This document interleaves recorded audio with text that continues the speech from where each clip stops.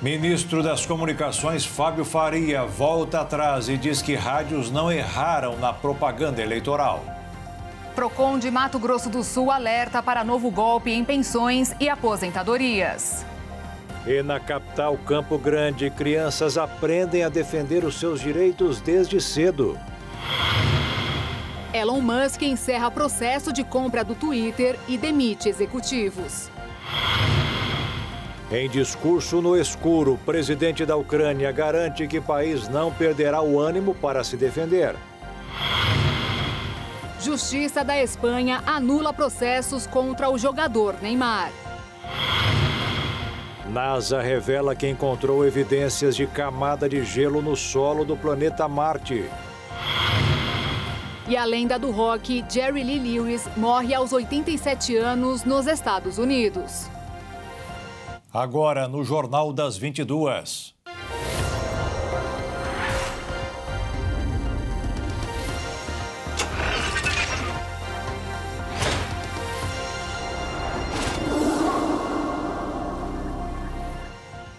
Olá, boa noite. Boa noite. O ministro das Comunicações, Fábio Faria, voltou atrás, depois de levantar suspeitas de que o candidato à presidência da República, Jair Bolsonaro, do PL, teve desvantagem na veiculação de inserções da propaganda eleitoral gratuita nas rádios da região Nordeste em relação ao oponente Lula, do PT. Hoje, ele disse que errou. O ministro das Comunicações, que também é um dos coordenadores da campanha de Bolsonaro à reeleição, disse que a entrevista coletiva que convocou na segunda-feira tinha como objetivo tentar um acordo com o Tribunal Superior Eleitoral para compensar os eventuais prejuízos da propaganda de Bolsonaro, apontados como suposto boicote. Na ocasião, Faria informou que teve uma reunião informal com o presidente do TSE, Alexandre de Moraes, sobre a auditoria contratada pela campanha e que esperava que o tempo de inserções fosse reposto. Mas Moraes rejeitou a ação por ausência de provas e inconsistências feitas no levantamento apresentado pela campanha de Bolsonaro e determinou ainda a apuração sobre possível cometimento de crime eleitoral, com a finalidade de tumultuar o segundo turno do pleito em sua última semana. Nesta sexta-feira, Fábio Faria afirmou que a responsabilidade sobre as falhas é do partido e não do TSE. Em suas palavras, abre aspas, entrei nesse tema para resolver via inserção, para tentar mediar um acordo entre o TSE e a campanha. Quando esse assunto escalou, eu saí.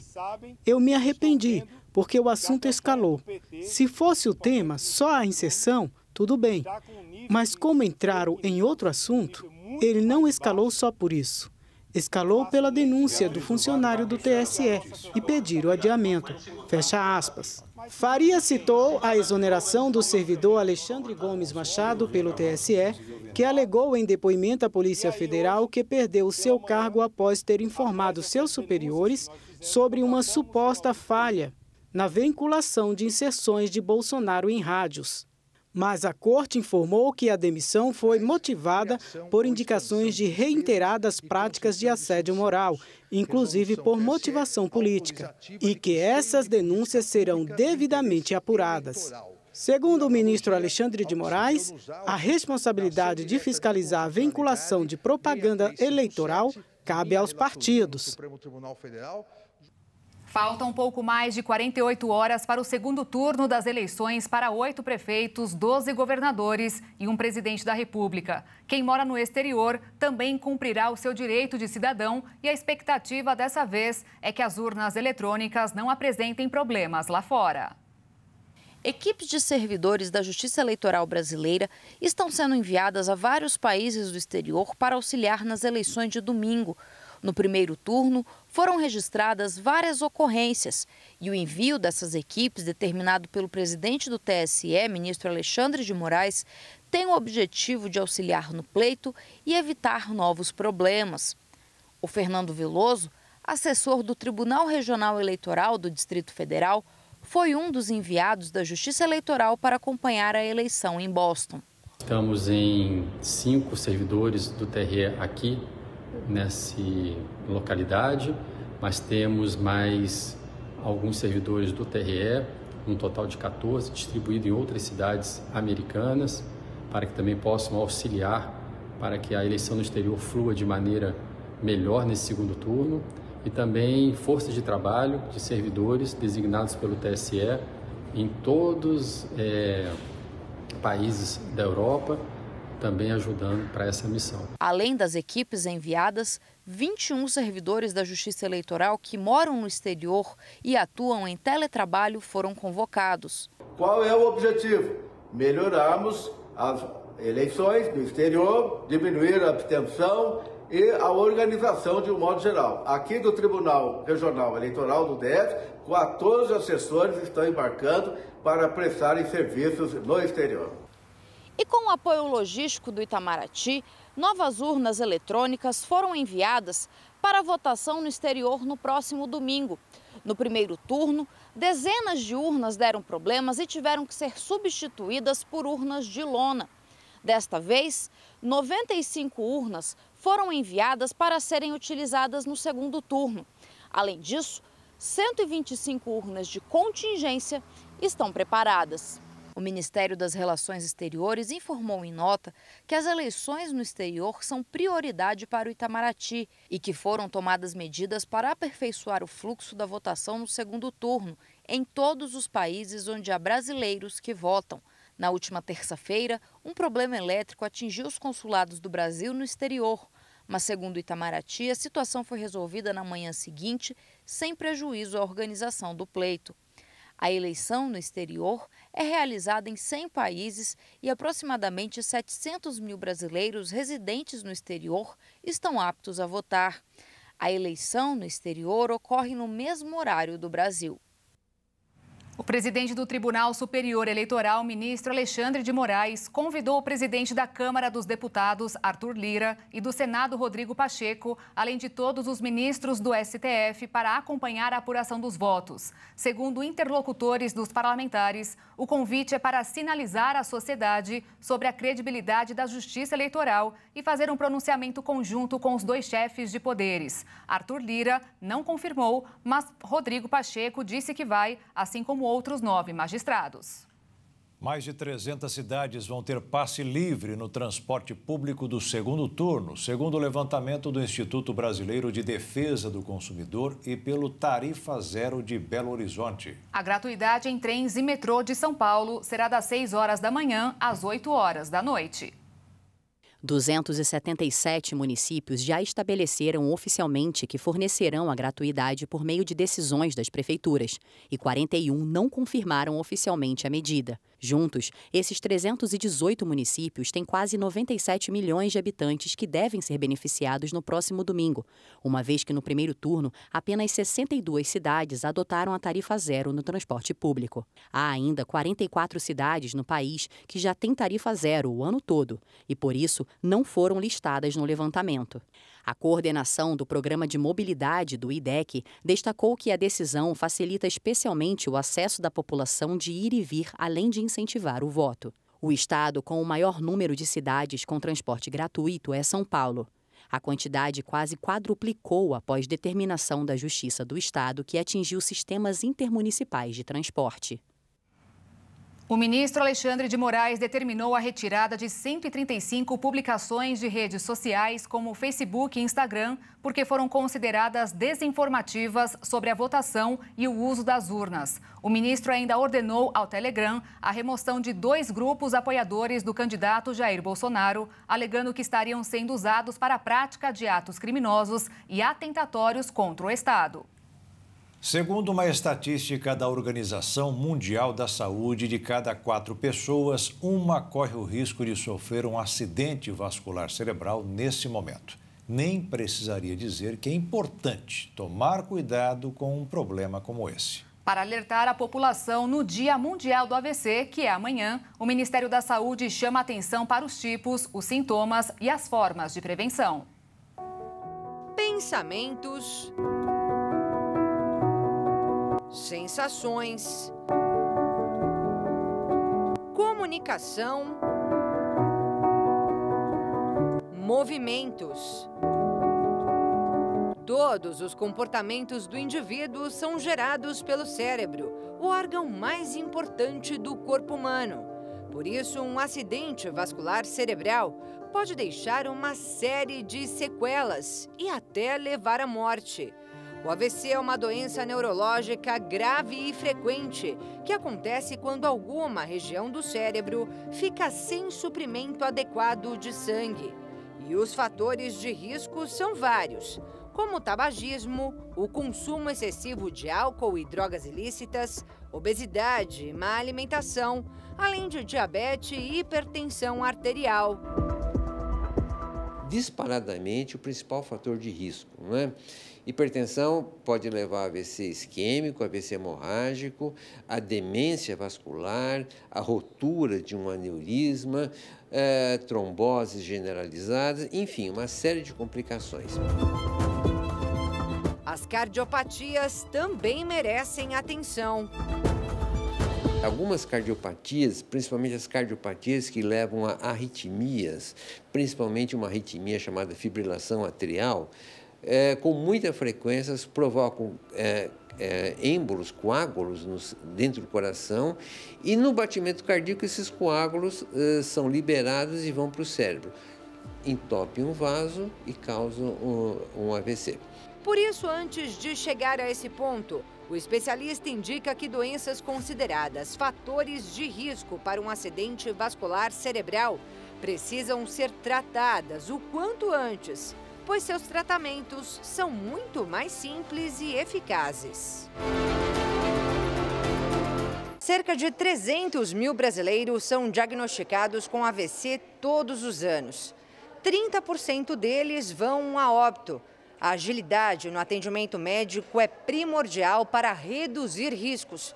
Por isso é tão importante conhecer e perceber os sintomas.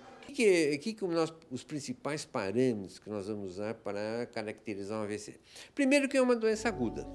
É um indivíduo que está bem e em questão de alguns minutos, em pouco tempo, apresenta um sintoma. De repente, um lado do rosto entorta.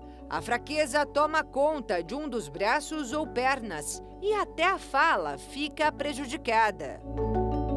Começa a falar com dificuldade, começa a falar como se tivesse um objeto dentro da boca. A gente classicamente fala, começa uma batata quente na boca, não consegue se expressar ou não consegue falar nada, né?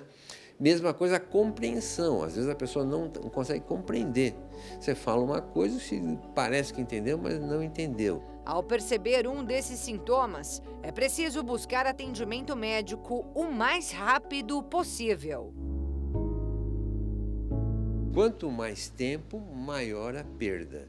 Por isso que o AVC é uma emergência médica, uma emergência neurológica que tem que ser tratado o mais rápido possível para que consiga reverter esse problema. Mas o doutor alerta que melhor mesmo é prevenir o AVC, controlando os fatores de risco por meio da manutenção de uma vida saudável, com boa alimentação, consumo regular de água, prática de exercícios físicos e noites bem dormidas. E veja a seguir, Elon Musk encerra processo de compra do Twitter e demite executivos. E ainda, em Mato Grosso do Sul, crianças vão ao Procon para aprender como se defender os seus direitos.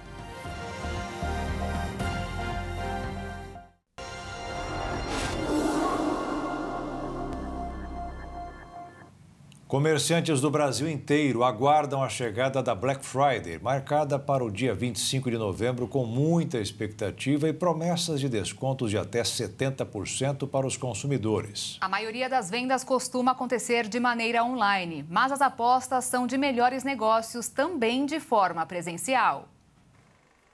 Na Black Friday deste ano, é fundamental que os empreendedores conheçam as necessidades dos clientes, o que os ajuda a alcançar resultados melhores.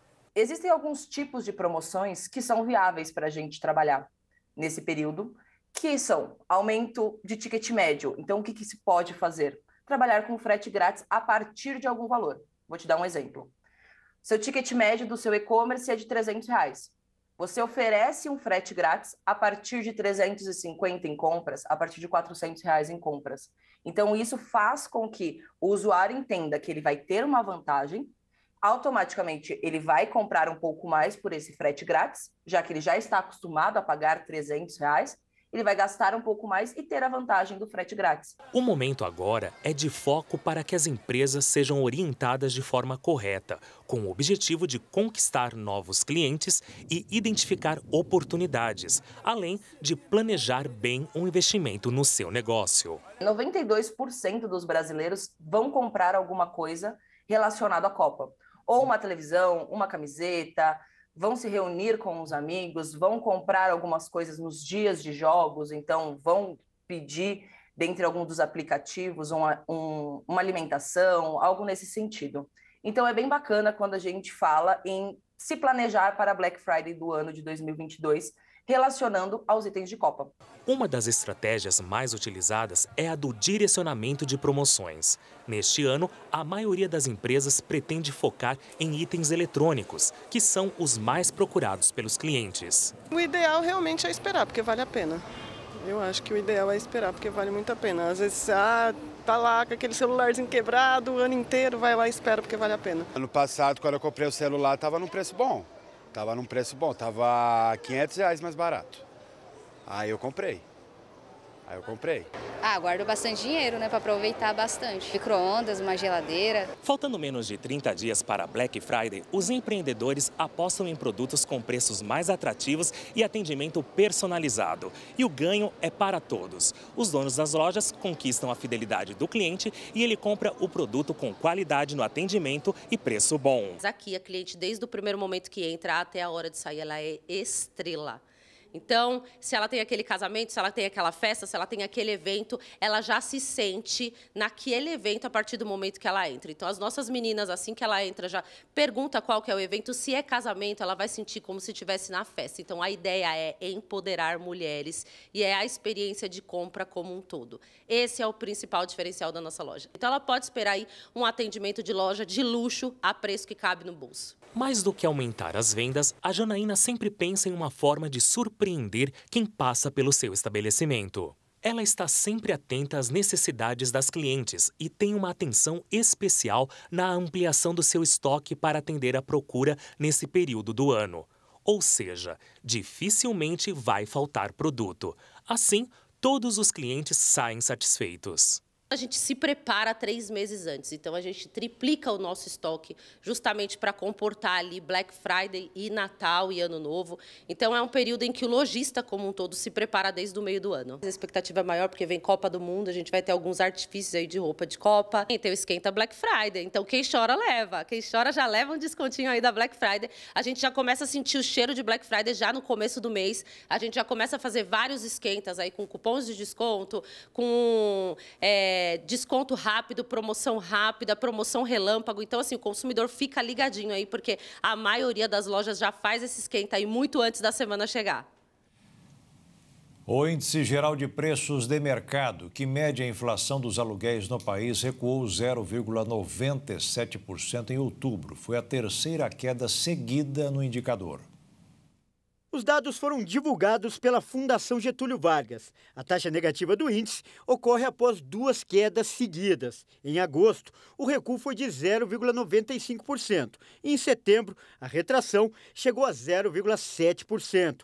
Os números confirmam a trajetória de recuo da chamada inflação do aluguel. Mas no acumulado de 12 meses, a alta do indicador chega a 5,58%. E na prática, isso significa que os inquilinos que pagam mensalmente um aluguel de R$ 1.300 passarão a ter que desembolsar R$ 1.372, ou seja, mais R$ 72,54 todos os meses para continuar morando no mesmo imóvel. Para evitar um reajuste muito alto, a dica é renegociar o aumento diretamente com o proprietário do imóvel. Os preços da gasolina e do óleo diesel estão entre 18% e 20% abaixo da cotação internacional. A conta é da Abicom, que reúne importadores de combustíveis. Por isso, a entidade informou hoje que será necessário um reajuste dos combustíveis, o que a Petrobras nega, pelo menos até o fim das eleições. No último dia útil de outubro e também de negócios antes do segundo turno das eleições presidenciais, o dólar fechou em leve queda nesta sexta-feira, de 0,15%, cotado em R$ 5,30 na venda. E a Bolsa de Valores fechou em queda de 0,09% aos 114.539 pontos. A confiança do setor de serviços registrou queda de 2,6 pontos em outubro, ficando com 99,1, abaixo dos 100 pontos considerados neutros, após 3 meses acima do nível. De acordo com dados divulgados hoje pela Fundação Getúlio Vargas, o resultado foi influenciado pela piora tanto na avaliação das empresas sobre a situação atual, quanto das expectativas nos próximos meses. Os sinais de desaceleração mostram uma redução de demanda, principalmente nos serviços profissionais e de informação e comunicação. Uma garotada de Campo Grande, no Mato Grosso do Sul, pôde consolidar o aprendizado adquirido nas aulas de produção de texto, visitando órgãos de defesa do consumidor. Uma experiência e tanto para que, desde pequenos, saibam exigir os seus direitos. O grupo de 14 crianças, todos alunos do 4º ano de uma escola particular da capital, tiveram uma aula prática sobre como acionar os órgãos de defesa dos direitos do consumidor. Eu sou professora de produção de texto, e a escola incentiva os alunos a aprenderem na prática as questões que são estudadas durante as aulas. Então agora eles estão trabalhando com carta de reclamação. Durante a aula teórica na escola surgiu a dúvida: e se a empresa não fizer nada em relação à reclamação do cliente? Daí a ideia de visitar o PROCON e a DECOM. A primeira parada foi na delegacia. Teve aluno que levou uma lista de perguntas. Onde vocês costumam ir? Nós vamos, por ser uma delegacia especializada, nós temos atribuição no estado inteiro, em todo o Mato Grosso do Sul. Mas nós já efetuamos prisões em Porto Alegre, Minas Gerais, São Paulo, onde for necessário, a Polícia de Mato Grosso do Sul vai atuar. Motivo de grande felicidade quando eu tenho todas essas crianças aqui, jovens ou então universitários, perguntando, buscando informações, interagindo com a gente. Em seguida, os alunos visitaram as dependências do PROCON, que fica no mesmo prédio, e bateram um papo bem produtivo com o superintendente do órgão. Essas lancheiras que vocês estão tendo aí, tudo isso aí vocês pediram para sua mãe comprar, isso aí é relação de consumo. Se ela vem com defeito, se ela vem com algum tipo de zíper com vício, vocês podem ir lá e exigir os seus direitos. É nisso que o PROCON trata. Ele é um órgão de justiça, um órgão de assistência social, mas, sobretudo, vai trabalhar na relação de consumo. É muito gratificante receber e estimulá-los a saber defender o seu direito do consumidor desde essa pequena idade. Depois, com todas estas informações, as crianças vão escrever um texto que será lido e debatido em sala com os colegas. Saber expor mesmo qual é a sua necessidade, qual é a sua reclamação e solicitar, principalmente, que seu direito seja cumprido. Se eles gostaram do passeio? Estou gostando que a gente começa a aprender mais para quando crescer a gente já saber o que ativar, qual setor, sobre como a gente vai argumentar. Elon Musk, o homem mais rico do mundo, finalmente concluiu a transação de compra da rede social Twitter. A chegada do bilionário trouxe consigo algumas mudanças internas e desconfianças do público que utiliza a rede social. Enfim, a tão sonhada compra do Twitter foi efetuada por 44 bilhões de dólares, cerca de 220 bilhões de reais. Ao concluir sua aquisição, Musk fez um tweet dizendo que o pássaro está livre, fazendo referência ao logotipo do pássaro da gigante da mídia social. O CEO da fabricante de carros elétricos Tesla também disse que quer impedir que a plataforma se torne uma câmara de eco para ódio e divisão e que facilitará as políticas de moderação do site. Aliás, a chegada de Musk começou a estremecer as bases direcionais da rede social.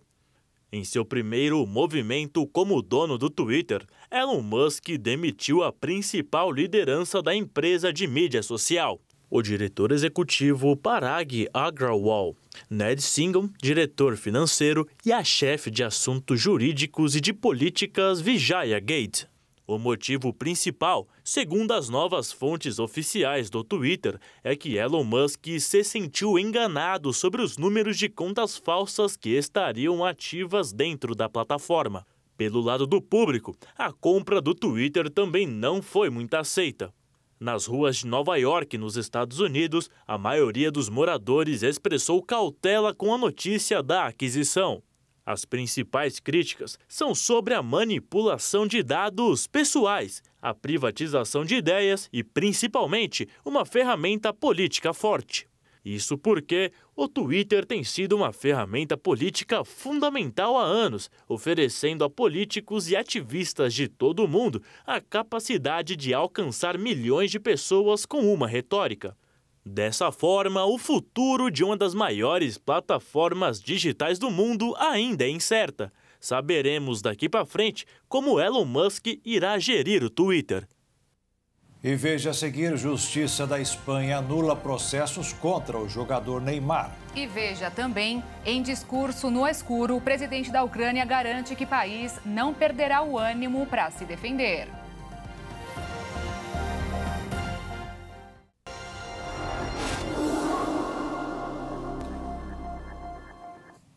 Mulheres foram presenteadas com bolsas recheadas de produtos de higiene numa unidade de saúde de Campo Grande, Mato Grosso do Sul, em campanha para marcar o Outubro Rosa.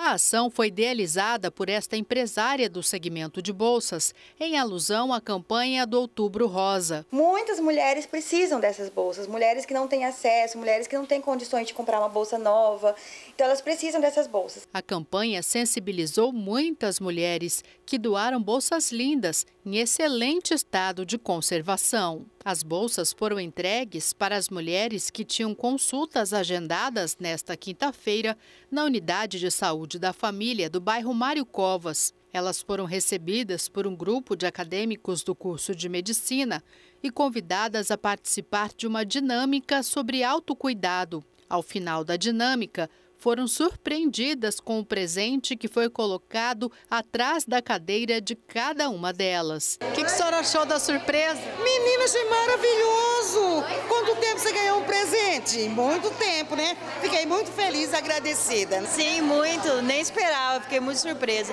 Ainda bem recheada ainda. Muito boa, adorei o presente. Fiquei surpresa mesmo, gostei muito.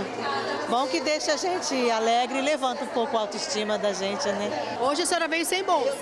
Vim com a bolsa. Veio com uma sacolinha, vai voltar de bolsa. Pois é, voltar de bolsa, pensou? Que coisa importante. Eu cheguei lá para falar, uai, você tá na loja? Sem palavras, com o coração aquecido, assim, nível absurdo. Foi uma campanha maravilhosa, que não poderia ter sido melhor. Eu tô, assim, muito, muito feliz e agradecida a Deus, assim, por vocês terem ajudado, assim, foi um sucesso. Muito obrigada. Com o retorno das aulas presenciais após a pandemia, disparou o número de educadores que pensaram em se afastar por conta de sua saúde mental. A pesquisa feita pelo Instituto Ame Sua Mente e pela Nova Escola entrevistou de forma online 5.203 profissionais da educação pública e privada do dia 15 a 30 de agosto. Entre os entrevistados estão professores, coordenadores pedagógicos e diretores de escola. Segundo os dados apurados, 34,6% dos entrevistados afirmaram que pensaram em se afastar das escolas por questões psicológicas. A alta coincide com o retorno das aulas presenciais. Isso porque no ano passado, quando as atividades ainda estavam sendo realizadas majoritariamente de maneira online, o número tinha sido de 14,2%. A pesquisa ainda demonstrou outro dado preocupante. De cada 5 profissionais, 3 disseram pensar em se afastar do trabalho este ano por algum motivo, não necessariamente por questões psicológicas.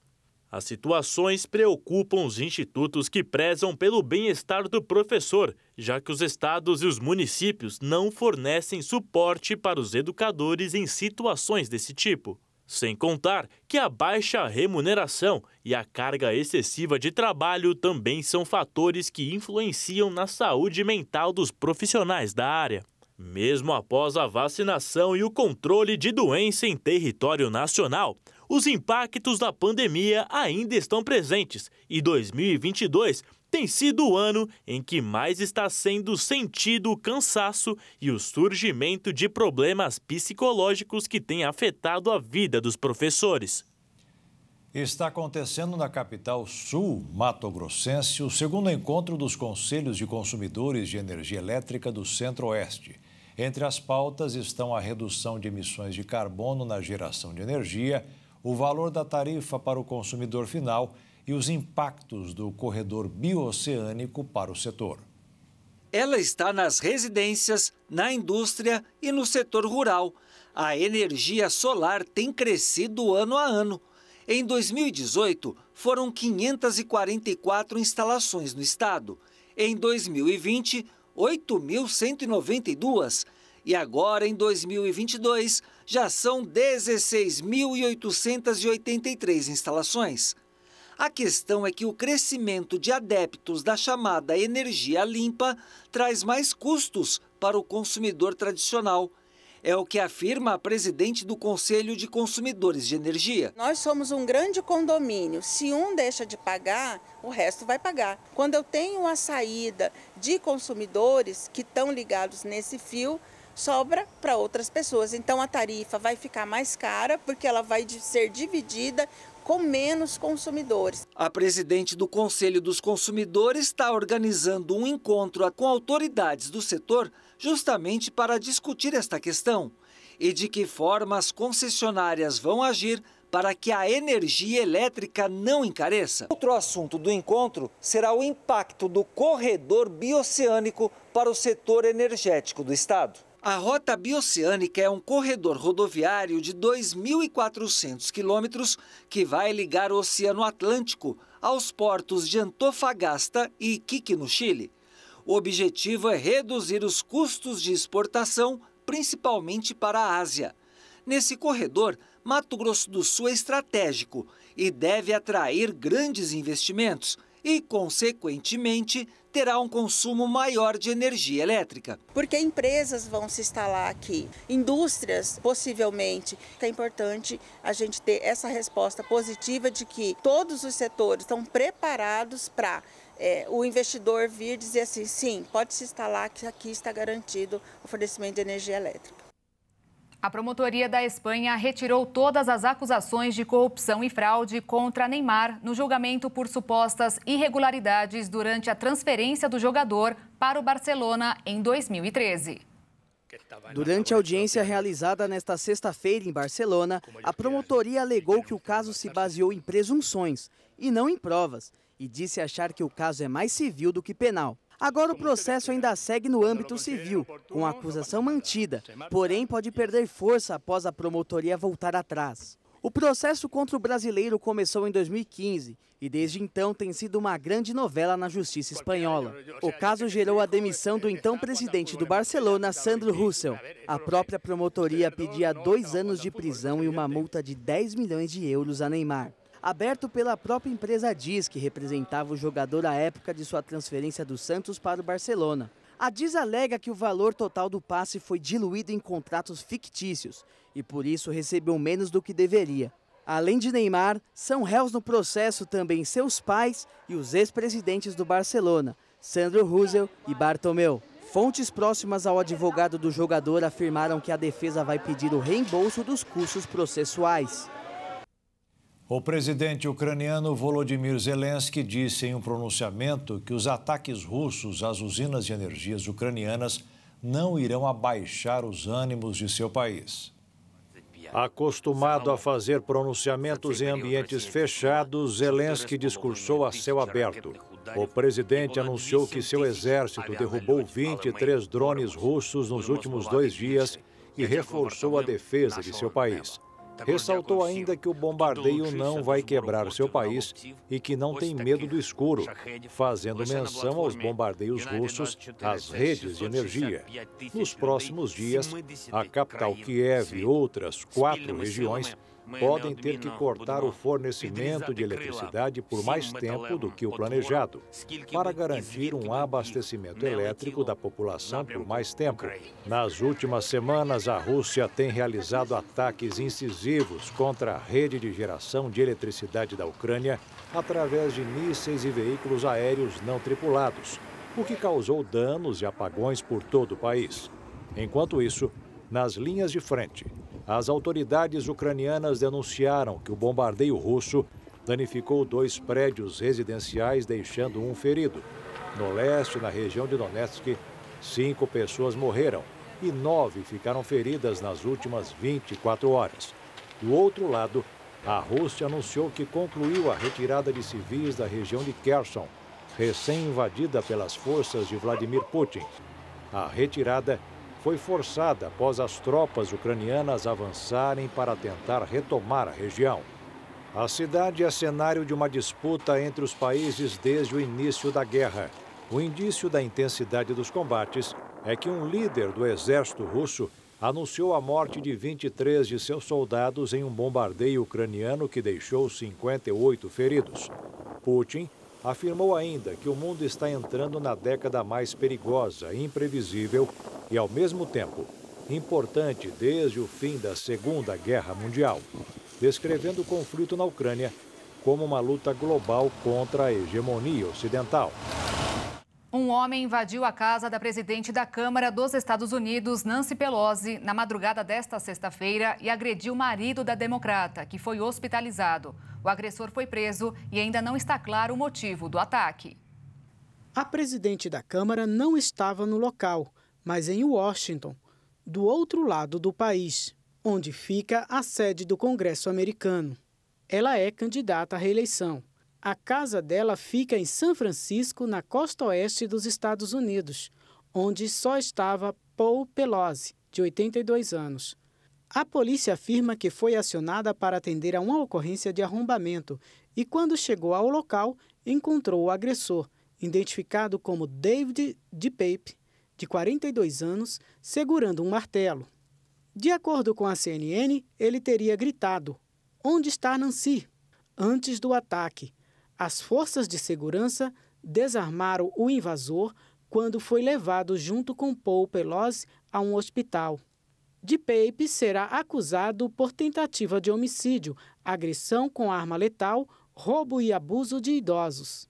O FBI, a Polícia de São Francisco e a Polícia do Capitólio, responsável por proteger parlamentares, afirmaram que vão investigar a invasão de maneira conjunta.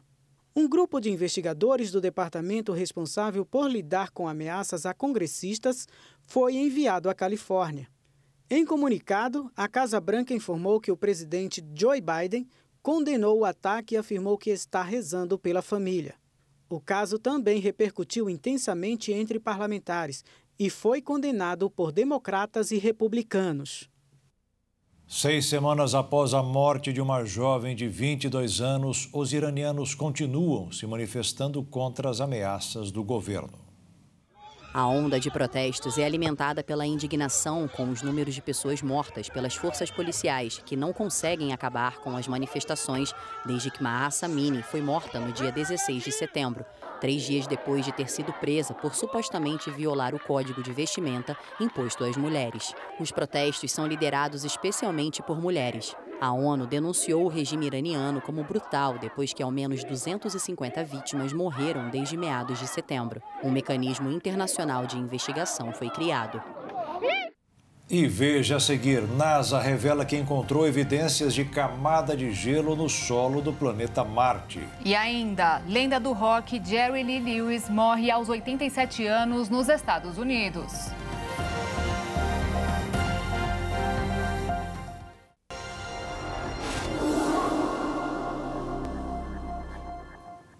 Procon de Dourados, em Mato Grosso do Sul, faz alerta sobre golpe que afeta aposentados e pensionistas. Em um ano, o número de vítimas aumentou pelo menos 300%.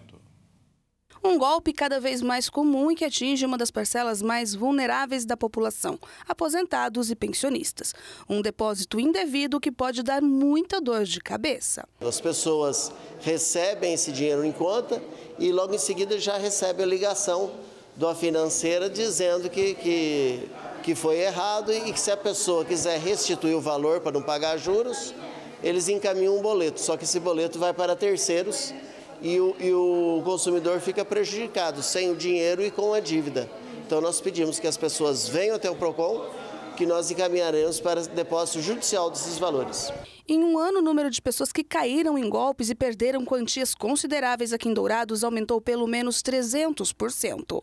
Está na conta dela, só que ela não pediu, e isso é uma prática abusiva que é prevista no Código de Defesa do Consumidor.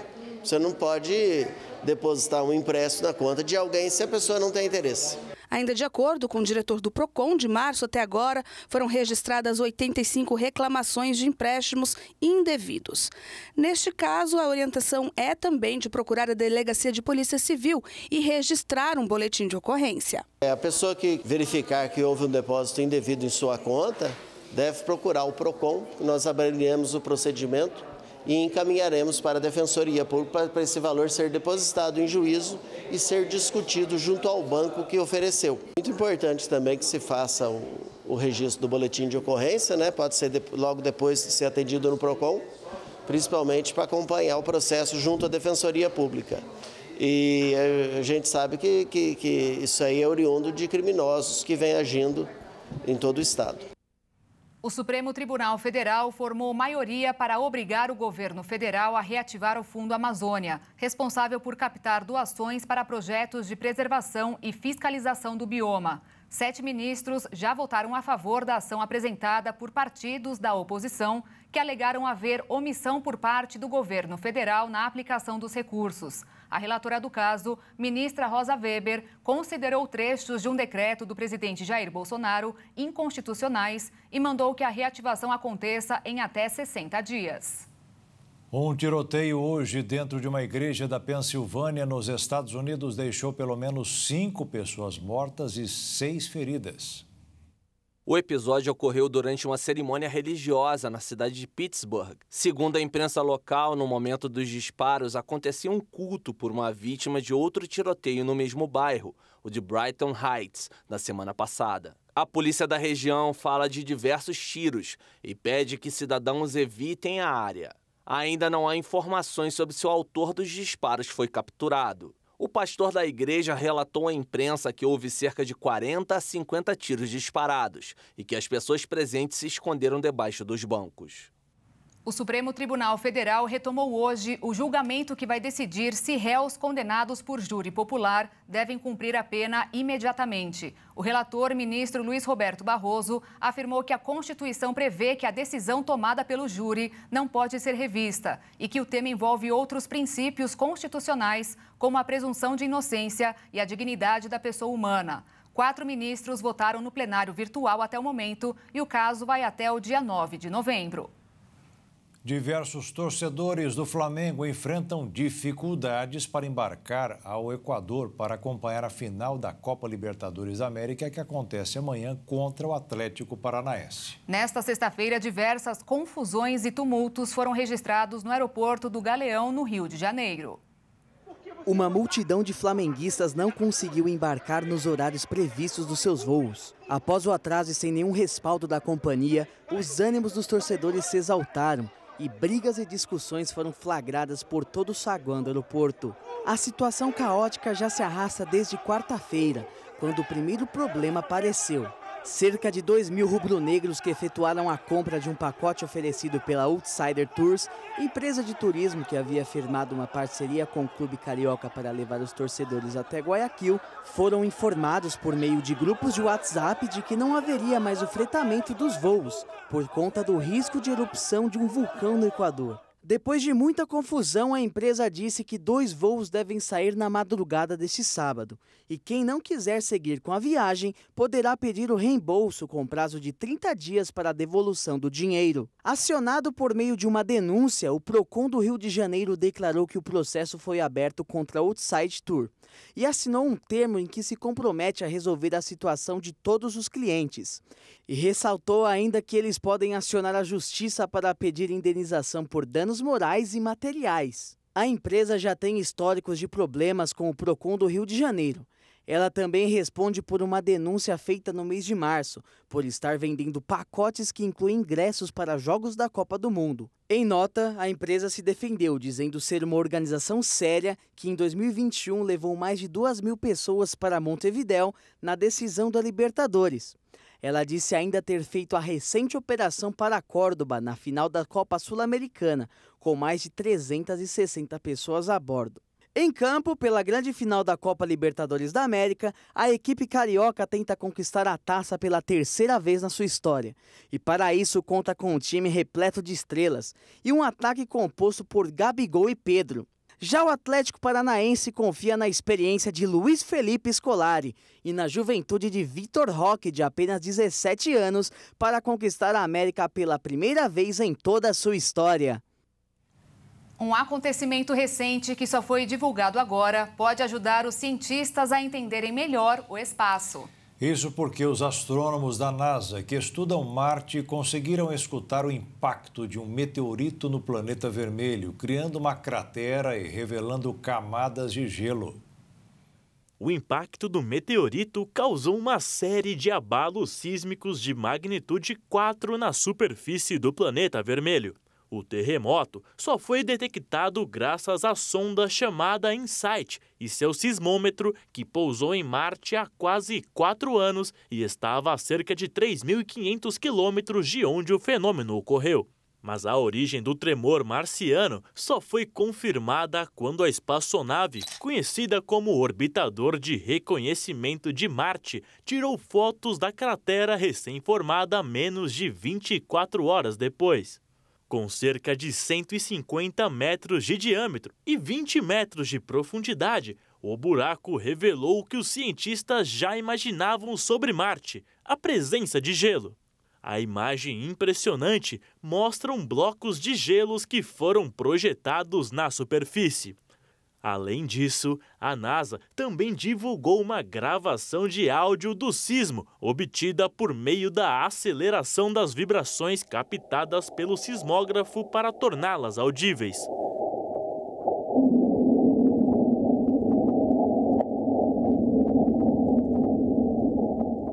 A chefe de operações de ciência orbital da NASA, Lilia Poziolova, disse que o fato aconteceu em dezembro do ano passado e criou a maior cratera de impacto que a Agência Espacial Americana observou em 16 anos de missão em Marte. Os pesquisadores estimam que o meteorito deveria ter cerca de 12 metros, mas o susto teria passado batido aqui na Terra, porque o meteorito teria se desintegrado ainda na atmosfera. Os cientistas afirmaram que o fato poderá auxiliar em muitos estudos sobre a história do nosso sistema solar e entender as condições em que se formou. O músico Jerry Lee Lewis morreu nesta sexta-feira aos 87 anos nos Estados Unidos. Jerry Lee Lewis faleceu em sua casa, no Mississippi, ao lado de sua esposa, Judith, destacou a assessoria do artista em um comunicado divulgado à imprensa. Lewis estava doente há alguns anos e sofreu um derrame em 2019. Assim como a guitarra de Chuck Berry, o piano de Lewis foi essencial na consolidação do rock and roll em meados da década de 1950. Ele fazia parte do celeiro de talentos da Sun Records em Memphis, Tennessee, que incluía Elvis Presley, Johnny Cash e Roy Orbison. Ele foi um dos primeiros artistas introduzidos no Rock and Roll Hall of Fame em 1986. O músico norte-americano mesclava seu rock inovador com o gospel, country e rhythm and blues, e era conhecido por sua performance ousada, original e enérgica nos palcos. O músico nasceu em 29 de setembro de 1935 em Faraday, Louisiana, e cresceu em uma família adepta da Igreja Assembleia de Deus, com 2 primos também destinados à fama, o televangelista Jim Swaggart e o cantor country Mickey Galley. Lewis se interessou pelo piano aos 4 anos e aos 10 já ouvia artistas de blues. Em 1957 gravou 2 grandes sucessos que ficaram eternizados na música mundial: Great Balls of Fire e Whole Lotta Shaking Going On. Shake, baby, shake. Shake it, baby, shake it. I'm all over. Oh, now the shaking going on. E o Jornal das 22 termina aqui. Obrigada pela sua companhia. Um ótimo fim de noite e fim de semana para você. Se cuida e até segunda. Boa votação no domingo. Uma boa noite para você. Fique na paz. Tchau.